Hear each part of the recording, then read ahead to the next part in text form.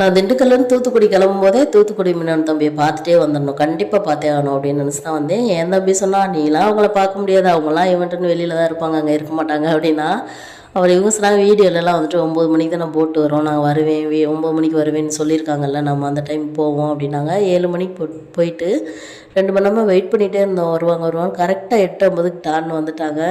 பார்த்தோன்னே ஒரே ஹாப்பி ஆயிடுச்சு. இவங்க வீடியோ வந்துட்டு நான் ஃபஸ்ட்டு யாரும் சொல்லிலாம் பார்க்கல, யதார்த்தமாக பல வருஷம் முன்னாடி நான் பார்த்தப்போ இந்த பையன் என்ன நம்மள மாதிரி அப்படி வெள்ளந்தியாக இருக்கானே, என்னடா நீ அப்படின்னு நினச்சி தான் நான் ஃபஸ்ட்டு சப்ஸ்கிரைப் பண்ணேன். தம்பி 8 மணிக்கு அனுப்பிட்டு 4 மணி வரை வீடியோ பார்ப்பேன், அந்தளவுக்கு சலிக்காம. மீனில் இவ்வளோ வெரைட்டி இருக்குது அப்படின்னு தெரிஞ்சுக்கிட்டதே இவங்க வீடியோ பார்த்து தான்.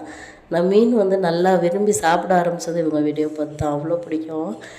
வீடியோவில் எப்படி இருந்தாங்களோ அதே மாதிரியே நேரில் இருந்தாங்க, பயங்கர வெள்ளந்தியாக அப்படியே பேசுனாங்க. என்னாலன்னா நம்ப முடியல. அடுத்து வரும்போது கால் பண்ணிவிட்டு வாங்கக்கா அப்படின்ற அளவுக்கு நல்லா பேசுனாங்க.